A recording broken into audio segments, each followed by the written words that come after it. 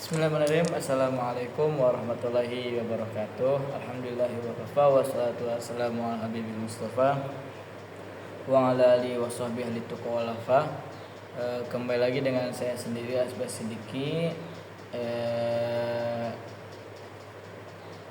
salah satu mahasiswa ilmu Quran dan tafsir itu kelas semester 4 kelas A. Nah, saya akan melanjutkan kembali tentang bacaan saya dengan dua judul buku, The History of the Quranic Text dan Rekonstruksi Sejarah Al-Quran. Nah, dilanjutkan dengan pembahasan dari bab 9 dan 10. Bab 9 ini menjelaskan tentang sejarah ilmu tulisan Arab kuno. Di sini ada beberapa subbabnya, ciri khas dari buku The History itu juga terbagi lagi menjadi subbab-subbab tertentu.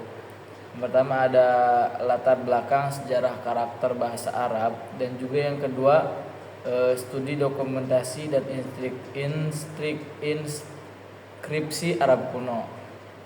Nah, pertama yang dibahas latar belakang sejarah karakter bahasa Arab menurut Dr. Juma telah mengkaji sejarah secara menyeluruh yang juga dilakukan oleh para ilmuwan. Nah, yang memiliki tentunya otoritas pembuktian bahwa bahasa Arab telah mengambil tulisan mereka dari Nabatean. Di dalam masalah ini dia mengutip sejumlah ilmuwan seperti Abbott dan juga Wilkinson dalam menganalisis sebuah tulisan tangan mata uang gitu dan manuskrip Muslim yang tertua dan dibandingkan dengan tulisan Arab sebelum Islam. Nah, kemudian setelah itu dibandingkan dengan tulisan Nabatean. Nabatean. Kemudian Abbott menyimpulkan bahwa skrip Arab yang digunakan di awal permulaan Islam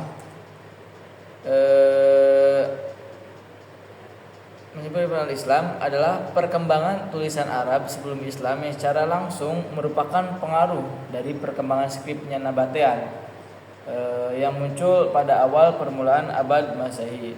Nah, yang kedua tentang studi dokumentasi dan inskripsi Arab.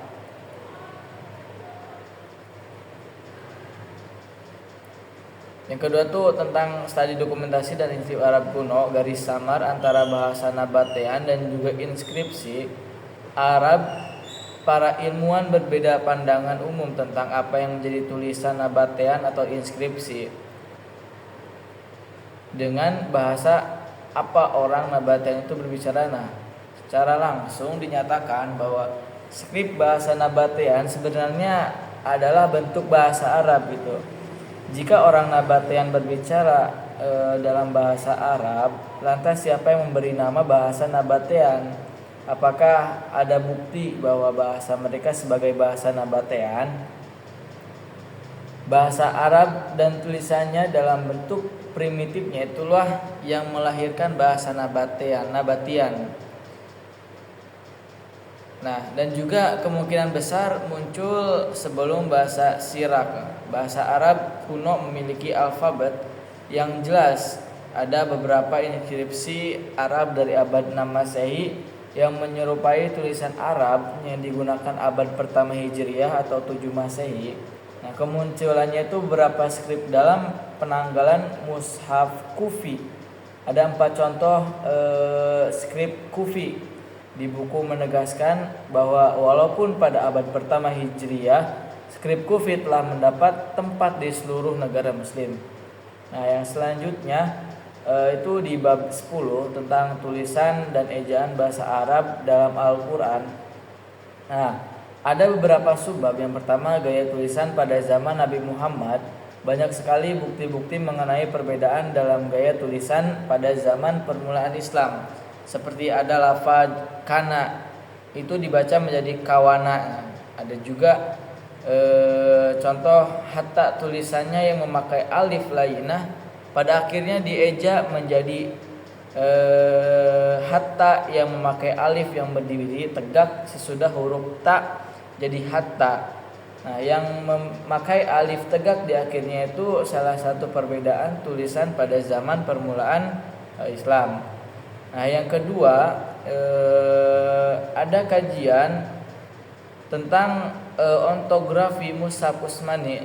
Nah, ini telah menjadi banyak buku yang menyinggung tentang ejaan yang janggal dalam Mushaf Utsmani.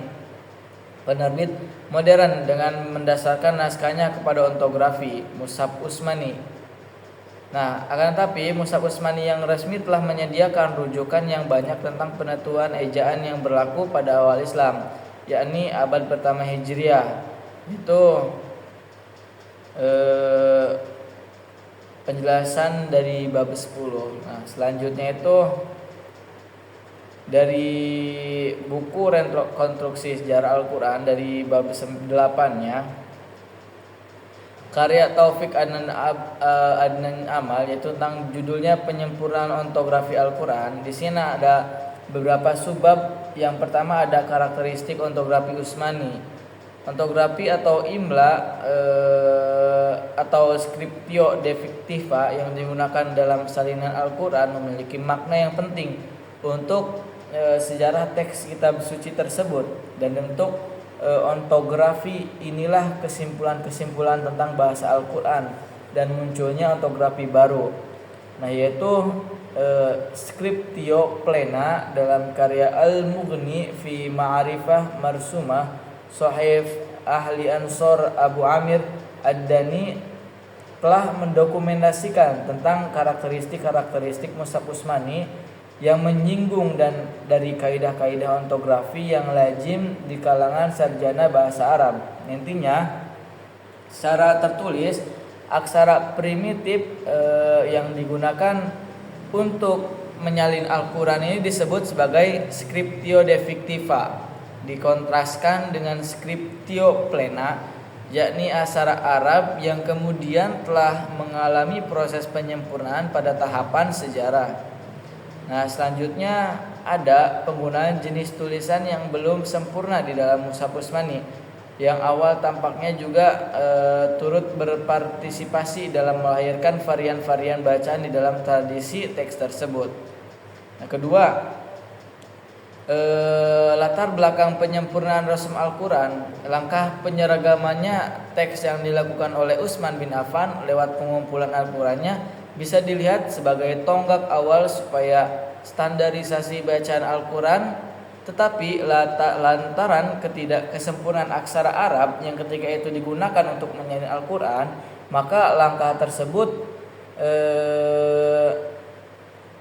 belum bisa mencapai hasil yang dihajatkan. Uraian dalam bagian ontografi Mushaf Utsmani juga mengarahkan kepada asumsi tentang scriptio defectiva sebagai satu penyebab terjadinya keragaman bacaan Al-Quran.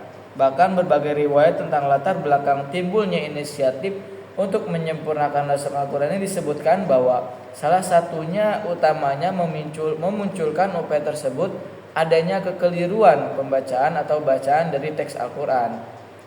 Ketiga, ada penyempurnaan Rasm Utsmani pada umumnya disebutkan bahwa masa Khalifah Muawiyah bin Abi Sufyan, langkah tersebut mulai dilakukan Ziyad bin Samiyah yang ketika itu menjabat sebagai gubernur Basrah, meminta kepada Abu Aswad Ad-Du'ali agar menciptakan tanda-tanda baca dan membubuhkannya ke dalam mushaf untuk menghindari berbagai kekeliruan bacaan yang ketika itu semakin masif pada masa Khalifah Abbasiyah.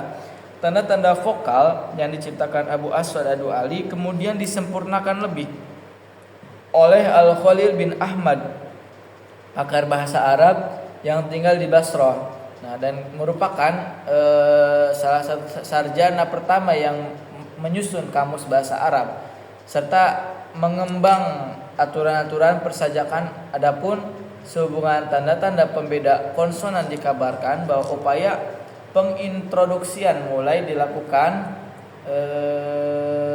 pada masa pemerintahan Abdul Malik bin Marwan dari dinasti Umayyah.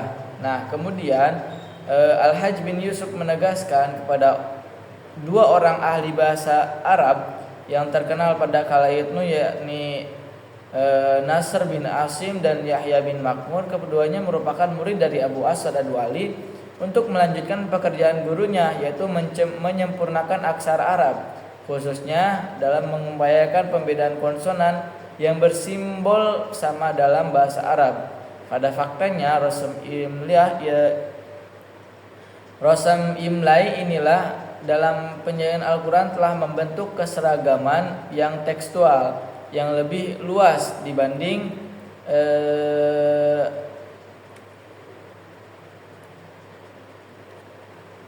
yang bisa dicapai teks Utsmani dalam aksara orisinilnya. Nah, upaya penyeragaman ini sangat berbarengan juga telah mentransformasikan tradisi moral Al-Quran itu sendiri ke dalam teks dan juga dengan demikian melindunginya dari berbagai penyimpangan. Maka penyeragaman ini yaitu bertujuan untuk melindungi dari berbagai penyimpangan yang ada pada masa saat itu. Mungkin itu saja. Penyimpangan yang ada pada saat itu gitu. Mungkin sekian dari saya. Wassalamualaikum warahmatullahi wabarakatuh.